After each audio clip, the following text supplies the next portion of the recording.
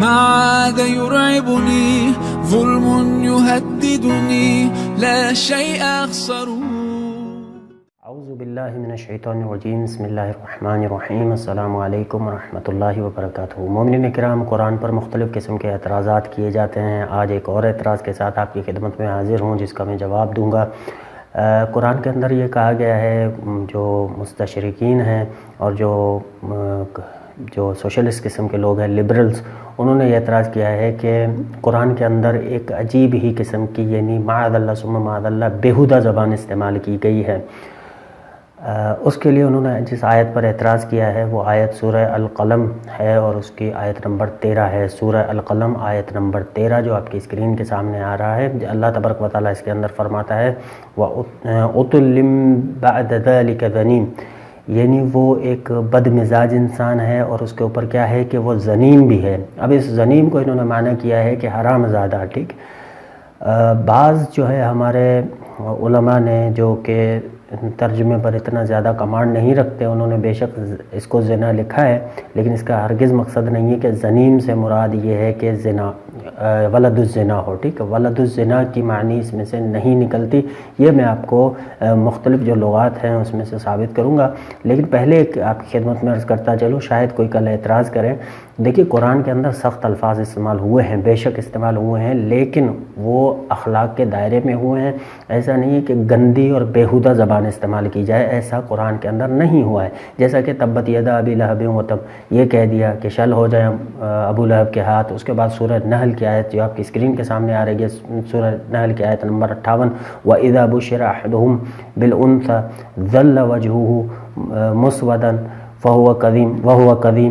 تو اللہ تبارک و تعالیٰ فرماتا ہے کہ جب بھی ان کو بیٹی کی خبر دی جاتی ہے، بیٹی کی خوشخبری دی جاتی ہے، تو ان کم بختوں کا جو ہے چہرہ بگڑ کر سیاہ ہو جاتا ہے، اور وہ اس درد کو پینے کی کوشش کرتے ہیں۔ وہ قزیم کہتے ہیں، وہ قازم یعنی وہ انسان جو اپنا دل میں درد چھپائے، جیسے غصہ پیتے ہیں، اس طرح سے غصے کو پی جائے۔ اس طرح سے سورہ اعراف کی آیت نمبر 176 کے اندر ہے، 176 کے اندر، وَلَوْ شِئْنَا لَرَفَعْنَاهُ بِهَا لَكِنَّهُ أَخْلَدَ إِلَى الْأَرْضِ وَاتَّبَعَ هَوَاهُ فَمَثَلُهُ كَمَثَلِ الْكَلْبِ۔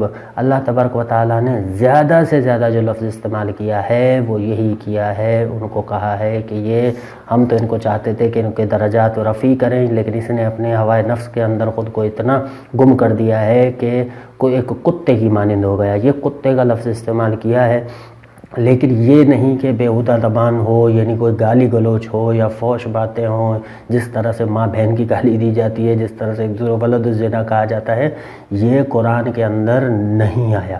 روایات کے اندر جو ولد الزنا آیا ہے، اس پر ایک ویڈیو اور بناؤں گا میں انشاءاللہ، اس کے بھی جوابات دوں گا۔ وہاں پر روایات کے اندر آیا ہے، ان روایات کی کیا حیثیت ہے اور وہ منطقی لحاظ سے کس حیثیت کے حامل ہیں، وہ میں آپ کی خدمت میں بیان کروں گا۔ اب جو میں نے کہا ہے کہ ذنیم کا مطلب حرام زادہ نہیں ہے، اس کے لیے آئیے ذرا لغات جو ہیں عربی کی وہ چیک کر لیتے ہیں، تاکہ اپنے دعوے کو سچا ثابت کر سکوں۔ یہ معجم اللغت ہے العربیہ المعاصرہ، ٹھیک۔ اس کے اندر جو ہے جو معنی کی گئی ہے، وہ کہا گیا ہے کہ ذنیم کے اندر جب ہم دیکھتے ہیں کہ تو ذنیم کی معنی کیا ہے، اس کو یہ کس طرح سے بیان فرما رہے ہیں، یہ آپ کے سامنے عبارت اسکرین پر آ رہی ہے۔ اس کے اندر کہا گیا ہے کہ ذنیم کی معنی ہے وہ بندہ، ٹھیک۔ اس کا جمع ہے ذنیم، جمع کیا ہے؟ ذنیمون و ظنما، ٹھیک۔ یہ صفت مشبہ ہے، تدل علی ثبوت من ظنم، ٹھیک، لئیم لہو، ٹھیک۔ اور اس کے بارے میں علامات ہیں، یہ گندا انسان ذنیم و ظنمی۔ پھر کیا ہے کہ اس کے بارے میں ذنیم کس کو کہتے ہیں کہ وہ جو ہے ملتصق بغیر قومہ فلانن ذنیم، اس کا مطلب یہ ہے لا یعرف لہو نسب، ٹھیک ہے، کہ ہمیں اس کے نسب کا پتہ نہیں ہے۔ وہ جو بندہ جس کے نسب کا پتہ نہ ہو، اس کو کہا جاتا ہے ذنیم، جس کے نسب کا علم نہ ہو۔ لازمی نہیں ہے جس کے نسب کا علم نہ ہو وہ حرام زادہ ہو، معاذ اللہ، ایسا تو نہیں ہو سکتا نا۔ تو یہ اپنے معنی کہاں سے لی کہ ذنیم کا مطلب یہ ہے؟ اچھا، یہ تو ہو گئی ایک لغت، آپ کہیں گے کہ یہ تو چھوٹی لغت ہی غیر معروف لغت ہے۔ میں آپ کے سامنے تاج العروض کا اسکرین شاٹ پیش کر رہا ہوں۔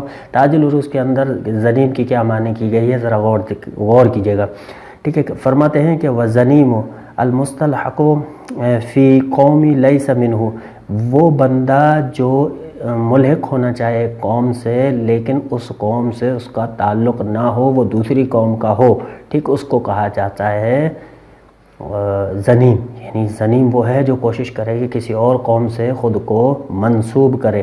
اس کے علاوہ آئیے دیکھتے ہیں دوسری ایک لغت ہے، مشہور لغت ہے تاج العروج کے بعد جو لسان العرب ہے، ٹھیک، وہ کہتے ہیں کہ زنیم کیا ہے، ٹھیک، وہ زنیم المستلحق فی قوم لیس منہ، ٹھیک، وہ بندے جو کسی قوم کا حصہ نہ ہوں اور اس قوم سے خود کو منسوب کرنا چاہیں، ان کو کہا جاتا ہے زنیم. حرام زادے کی معنی کہیں بھی نظر نہیں آ رہی. اور آتے ہیں پھر ایک المعانی، اس کے اندر اردو کے اندر لکھا ہوا ہے یہ زنیم کو کیوں اس طرح سے کہا گیا ہے کہ وہ قوم کا حصہ تو نہیں ہے لیکن وہ خود کو اس قوم سے منسوب کرتا ہے. اس کی جو اصل تعریف ہے، لغوی جو معنی ہے، وہ آپ کی خدمت میں بیان کر رہا ہوں. یہ دیکھیے المعانی کے اندر کہا گیا ہے کہ زنیم وہ جانور جس کے کان کا کچھ حصہ کاٹ کر لٹکا ہوا چھوڑ دیا گیا ہو، ٹھیک. یہاں پر یہ بھی کہا گیا اور نیچے دیکھیے اتلم بعد ذالک زنیم کی مثال بھی دی ہے، ٹھیک، کہ زنیم کی معنی قرآن کے اندر یہ ہے. اور اس نیچے کہا گیا بد اصل بھی ہے، ٹھیک، بد اصل ہے، لیکن یہ نہیں کہا گیا کہ حرام زادہ ہے. تو بد اصل کا مطلب یہ ہوتا ہے کہ وہ جو اس کا نسل ہے، وہ جو نسب ہے، وہ اخلاقی لحاظ سے خراب ہے. یہ نہیں ہے کہ لازمی نہیں ہے جس کا اخلاق خراب ہو وہ زناکار ہو یا ولد الزنا ہو. تو یہ معنی ہرگز نہیں نکلتی.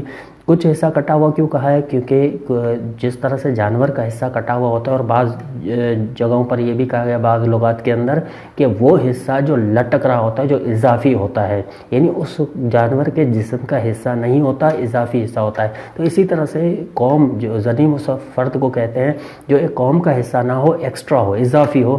اس قوم کے لوگ اس کو کہتے ہیں یہ تو زنیم ہے. زنیم ہے یعنی ہماری قوم سے اس کا کوئی تعلق نہیں ہے، یہ ایکسٹرا ہے، ہمارے جو قوم کے اندر یہ اضافی ایک شخص ہے، ہماری قوم کا اس سے کوئی تعلق نہیں ہے، اس نے خود کو جو ہے منسوب کیا، ملحق کیا ہے ہماری قوم کے ساتھ.